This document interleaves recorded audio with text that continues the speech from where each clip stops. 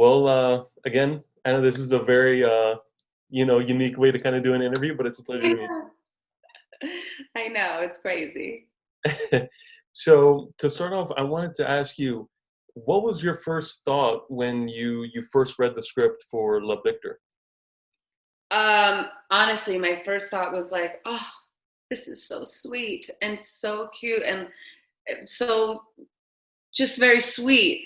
And then I read it again and I thought, oh my God, this is actually really important because we don't have this kind of a show for our community, which in my experience still has a great deal of sort of homophobia and machismo. Maybe machismo is a better word than homophobia, but that sort of culture still is pretty prevalent for better or worse.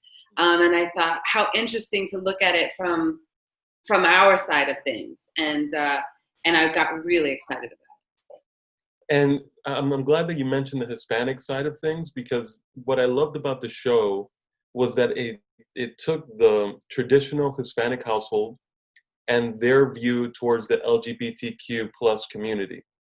And I wanted to ask you, what's maybe the biggest lesson that traditional Hispanic families can learn from watching Love Victor? it. Oh, that's such a good question. First of all, so much. I think that cliche that's going around that representation matters. I think it is so true, and I think that the more young Latin kids can see another someone like them struggling with their sexuality and not knowing how to tell their family who might not be so accepting. Because in Love Simon, the interesting thing is that in Love Simon, the parents were so open and so, you know, progressive and everything like that. And I think a lot of Latinos don't experience that. I think not that we're not a progressive community, but in terms of that, in terms of like, it's okay for your son, not mine. And I think it's really interesting to watch that struggle and to see that conversation played out and maybe help another kid say like, okay, this is how I can approach it and I'm not alone. And maybe this won't turn out so bad.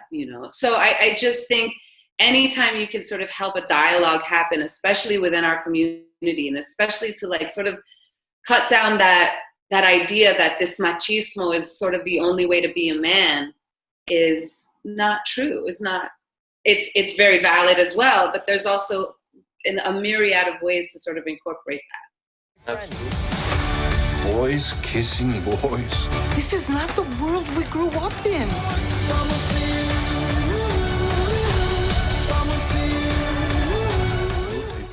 And I also wanted to ask you, you play the mother of Victor, who is a teenager ready to come out to the world. Yeah. And there are so many parents out there that may have a child that is a part of the LGBTQ plus community. What advice would you give to a potential parent that may be dealing with a similar situation as your character in the show?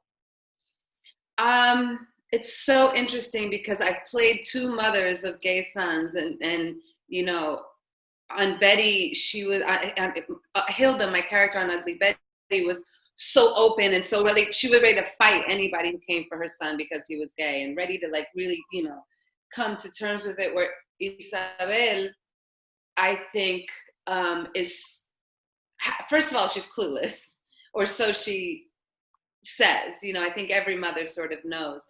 I think the way to handle it is to try to be as calm as possible and try to look at it from your kid's point of view, whether it's your son or your daughter, and try to really look at it, turn it around, and try to see how hard it is for them to tell you this, especially Absolutely. Especially Isabel, who is, hanging Jesus up on the wall and praying all the time for everybody and is very religious.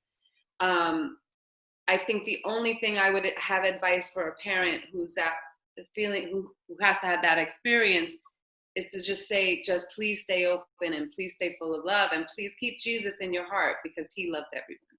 Absolutely. Now, they're already telling me to wrap up, so I just want to do a very quick rapid fire. So Okay. the first thing that comes to mind, you answer. Okay. All right. So describe Love Victor in 5 words or less.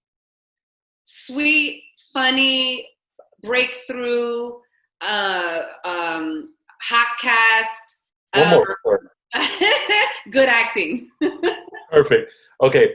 Now we see Victor DMing constantly throughout the show, and I wanted to ask you: would you rather text, call, or write a letter? Oh, I'm a text girl all day long. All day long.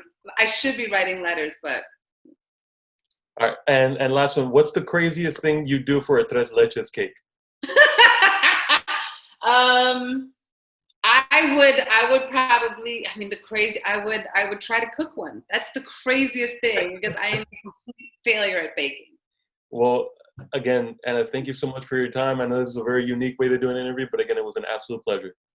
You are a joy. Thank you so much.